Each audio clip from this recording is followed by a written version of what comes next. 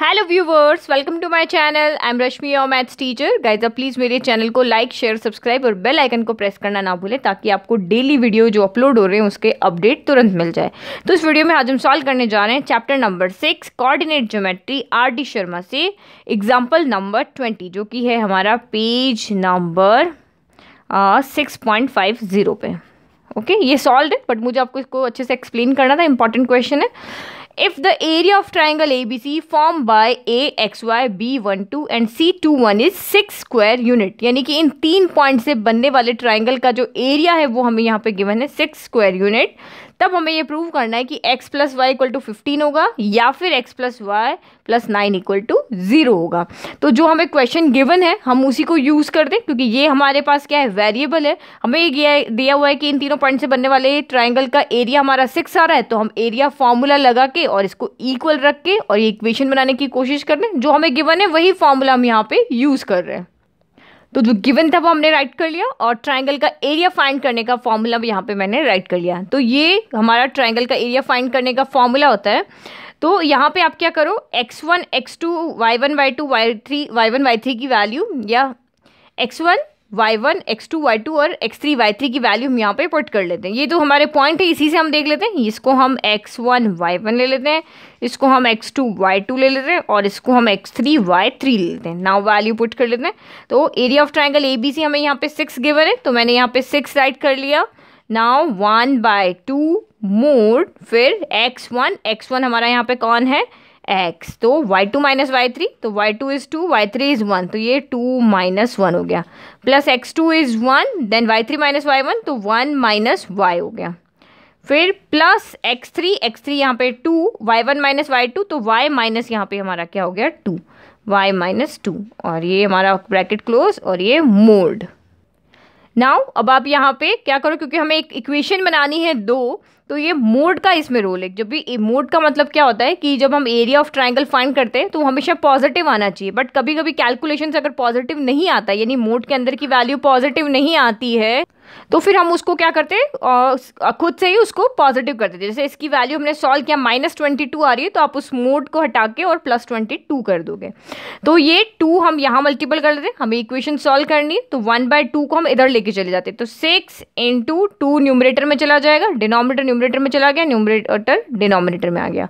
फिर equal to mode x 2 - 1 हमारा यहाँ 1 हो गया, प्लस यहाँ पे अंदर मल्टीपल कर दें क्योंकि ये सॉल्व नहीं होगा, तो प्लस प्लस प्लस 1 × 1 1 हो गया, फिर plus minus minus 1 × y y हो गया, फिर plus 2 plus plus plus 2 × y 2y हो गया, और प्लस माइनस माइनस 2 × 2 हमारा यहाँ हो गया 4।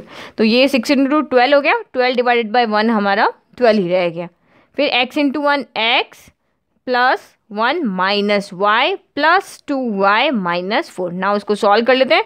12 = मोड ऑफ x, और यहाँ पे फिर y को सॉल्व किया तो ये माइनस का y और ये प्लस का 2y, तो 2y में से एक y गया तो सिंगल y बच गया, लेकिन साइन यहाँ हमारा पॉजिटिव आएगा क्योंकि पॉजिटिव वाला नंबर बड़ा है। फिर +1 - 4, तो 4 में से 1 गया तो 3 बच गया, और साइन नेगेटिव आएगा क्योंकि यहाँ हमारा 4 का साइन, 4 बड़ा है तो उसका साइन आ जाएगा। अब ये लग गया हमारा मोड। अब आप यहाँ पे इक्वेशन देखो, अगर इक्वल में 0 होता तो हम डायरेक्ट मोड हटा लेते, क्योंकि हमारी इससे इक्वेशन पे कोई इफेक्ट नहीं आता। आप प्लस लिखते या माइनस लिखते। यहाँ पे हमारा इक्वेशन इक्वल में क्या है, 12 है। अब अगर आप मोड हटाते हो तो ये वैल्यू पॉजिटिव भी आ सकती है, नेगेटिव भी आ सकती है, क्योंकि हमें कैलकुलेट करना है। तो हम यहाँ पे मोड जब हटा देंगे तो ये 12 जो हमारी वैल्यू वो पॉजिटिव नेगेटिव हो जाएगी, क्योंकि इसको सॉल्व करेंगे, क्योंकि इसकी इक्वल आ रही है तो नेगेटिव भी आ सकती है, क्योंकि मोड से हमें नहीं पता ये अगर इसको सॉल्व करने पे x और y की कौन सी वैल्यू हम पुट करेंगे कि ये पॉजिटिव 12 है या नेगेटिव 12 है। तो इसको हटा के मोड को, तो यहाँ पे क्या हो जाएगा हमारा +- 12 = x + y - 3, क्योंकि इस वैल्यू का तो हम कुछ नहीं कह सकते, बट ये वाली वैल्यू हमारी पॉजिटिव नेगेटिव जाएगी। तो ये चीज़ आपको यहाँ पे ध्यान रखनी है। अगर आप सिर्फ पॉजिटिव लोगे तो एक ही चीज़ यहाँ पे प्रूफ होगी, प्लस माइनस से आपकी दोनों इक्वेशन यहाँ पे प्रूफ हो जाएगी। अब जब आप यहाँ पे +12 लोगे तो हमारी अलग इक्वेशन आएगी। तो when 12 equal to x plus Y minus 3, यानी अभी हमने कौन सा साइन लिया है, पॉजिटिव।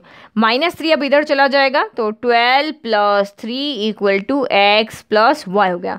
तो 12 + 3 हमारा यहाँ से क्या हो गया, 15 equal to x plus Y. तो ये इक्वेशन हमारी जो फर्स्ट थी वो प्रूफ हो गई। अब आप एक नेगेटिव ले लो, when -12 equal to x plus Y minus 3। अब -3 उधर जाएगा तो 3 माइनस प्लस का 3 हो गया, 3 - 12 equal to x plus Y.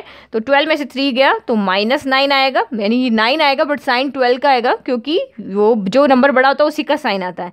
तो equal to x plus Y हो गया। -9 को उधर ट्रांसफर कर दो, क्योंकि हमें जो प्रूव करना है उसमें 9 इक्वेशन के साथ में है।